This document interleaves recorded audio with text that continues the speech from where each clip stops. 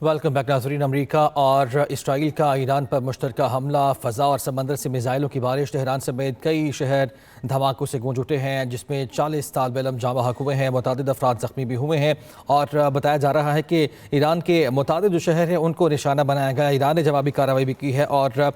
جن ممالک کے اندر امریکی اڈے موجود ہیں ان کو نشانہ بنایا گیا۔ صورتحال پر بات کرنے کے لیے جہانگیر اشرف قاضی صاحب ہمارے ساتھ موجود ہیں۔ شکریہ آپ کے وقت کا قاضی صاحب۔ صورتحال کو کس طرح آپ دیکھتے ہیں اور ضرورت اس امر کی ہے کہ اس کی جو کوششیں ہیں جنگ کو بڑھانے کی ان کو کم کیا جائے، کیا سمجھتے ہیں کون کردار ادا کر سکتا ہے اس میں؟ سب سے پہلے تو یہ کہنا چاہوں گا کہ یہ جو جنگ امریکہ اور اسرائیل نے مسلط کیا ہے ایران پہ، یہ ہر لحاظ سے انٹرنیشنل لا کی خلاف ورزی ہے، یونائٹڈ نیشنز کی خلاف ورزی ہے، ہیومن رائٹس کی خلاف ورزی ہے اور مسلمانوں کے ساتھ یہ دشمنی کھلی دشمنی ہے اور ہر ایک اسلامی ممالک جو ہے، مسلم کنٹری جو ہے، ان کو اس تناظر میں اس کو دیکھنا چاہیے کہ یہ ٹرمپ صاحب نے ابھی واضح کیا ہے کہ وہ عالم اسلام کا دشمن ہے اور وہ نیتن یاہو جو ہے اس کا وہ بالکل چیف سپورٹر ہے، مین ان کو سپلائر ہے، سپورٹر ہے جینوسائیڈ کے لیے، جنگ کے لیے۔ اور ایران جو پاکستان کا ایک نیبر ہے اور ہر معاملے پہ ایران نے پاکستان کی حمایت کی ہے، چاہے کشمیر ہو چاہے کوئی اور بھی چیز ہو۔ جب بھی پاکستان کو مشکل پڑا ہے تو ہمیشہ انہوں نے پاکستان کا ساتھ دیا ہے اور اب جو ہے پاکستان کے لیے یہ ایک ایسا حساس وقت آ گیا کہ ہمیں اپنے وفاداری کا ثبوت پیش کرنا ہوگا۔ اچھا قاضی صاحب، جس طرح آپ فرما رہے ہیں یقینی طور پر پاکستان کی جانب سے مذمت تو کر دی گئی ہے، جس طرح ہم نے بھی فرمایا گفتگو کے آغاز میں کہ عالمی قوانین کی خلاف ورزی ہو جس طرح یہ حملہ ہوا، یہی بات ہم پہلے بھی کرتے آئے ہیں اور گزشتہ سال جون میں جب یہ حملہ ہوا تب بھی عالمی قوانین کی خلاف ورزی کی گئی تھی، تو کوئی ہے جو سوال پوچھے گا؟ سب سے پہلے emergency session of the OIC کو بلانا چاہیے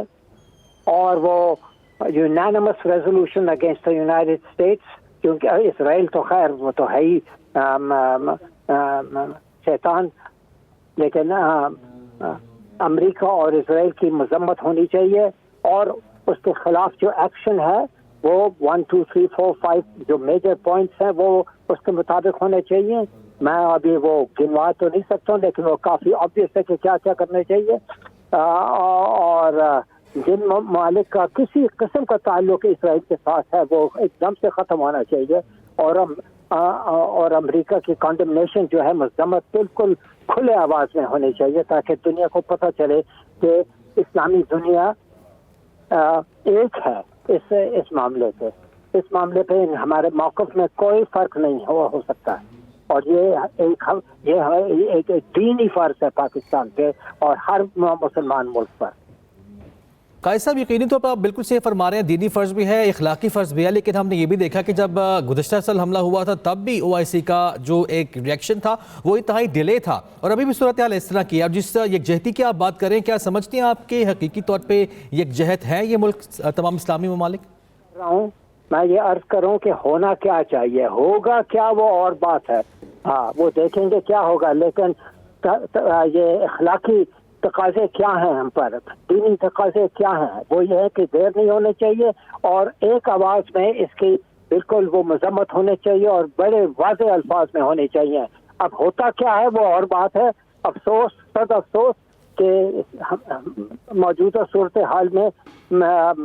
شاید یہ ایکسپیکٹیشن جو ہے یہ ہماری امیدوں سے باہر ہے، لیکن پھر اس کی تصحیح ہونی چاہیے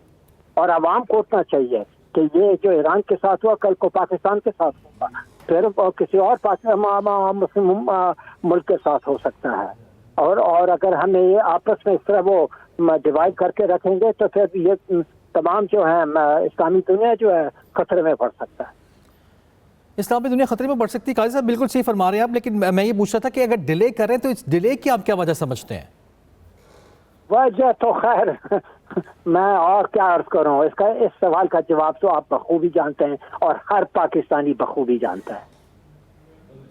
اچھا، اور اس میں اس ساری صورتحال میں ہم نے دیکھا کہ پاکستان کی جانب سے مذمت بھی کر دی گئی، پاکستان اس صورتحال کو کول ڈاؤن کرنے کے لیے کوئی کردار ادا کر سکتا ہے؟ ایک بات ہے، ایک اسٹیٹمنٹ جاری کریں جو دو الفاظ میں اس کی مذمت کریں، اور جو ممالک کہتے ہیں کہ ہم پاکستان کے دوست ہیں اور وہ اس اٹیک کے پیچھے وہ ان کا ہاتھ ہے، تو ان سے بھی کہنا چاہیے کہ آپ پاکستان کے ساتھ دوستی چاہتے ہیں، کسی مسلمان دنیا کے ساتھ دوستی چاہتے ہیں، تو یہ جو آپ نے کیا ہے غلطی، اس کو فوراً ریورس کریں، نہیں تو ہماری دوستی نہیں چل سکے گی۔ اچھا قائد صاحب، یہ بھی فرمائیں گا کہ ایک اور بڑی بحث چل رہی ہے کہ مقاصد اس کے کیا ہیں اسرائیل اور امریکہ کی، کیونکہ ہم نے دیکھا کہ گزشتہ سال بھی یہ ہوا کہ مذاکرات کی بیس پہ بیٹھے لیکن مذاکرات نہیں ہوئے، حملہ کر دیا، پھر دوبارہ سے وہی ہوا۔ تو رجیم چینج کے علاوہ اور کیا ایسے مقاصد ہیں جو حاصل کرنا چاہتے ہیں دونوں ممالک، خاص طور پہ یہاں سے؟ رجیم چینج تو ایئر فورس کے ذریعے تو نہیں ہو سکے گا، اور وہ گراؤنڈ فورسز کی ضرورت ہوگی، بوٹس آن دا گراؤنڈ جسے کہتے ہیں، اس کی ضرورت ہوگی، اور بوٹس آن دا گراؤنڈ اگر وہ ہو جائے وہاں، تو لاشیں جو واپس جائیں گی امریکہ، اس سے وہ ٹرمپ کی حکومت کا خاتمہ ایک دم سے ہو جائے گا۔ مڈ ٹرم الیکشن آنے والے ہیں اس سال، اور اگر وہاں کیجولٹیز ہوئی ہیں تو ان کے بس کی بات نہیں ہے، وہ فارن گورنمنٹ کے خلاف ہو جائیں گے۔ تو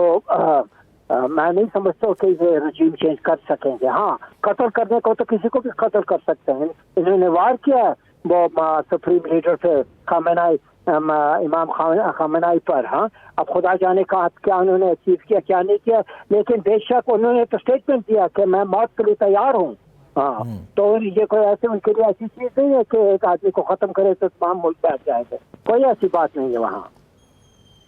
اچھا غازی صاحب، یہ بھی فرمائیے گا کہ یہ جو خطرے کی بات کرتے ہیں اسرائیل کے، جی ہمیں ایران سے بڑا خطرہ ہے، یہ باتیں نئی نہیں ہیں، خاصی پرانی باتیں ہیں، اور رجیم چینج کی جو کوششیں ہیں جس پہ آپ بھی فرما رہے ہیں کہ ان کو ناکامی کا سامنا کرنا پڑے گا، تو بالکل ٹھیک ہے۔ شکریہ، ہمارے ساتھ جہانگیر اشرف قاضی صاحب، سابق سفیر ہمارے ساتھ موجود تھے، اور ان کی جانب سے یہ کہا گیا کہ جو بوٹس آن دا گراؤنڈ ان کو مشکل لگتا ہے۔ ناظرین، یہاں پہ واپس آئیں گے بریک کے بعد۔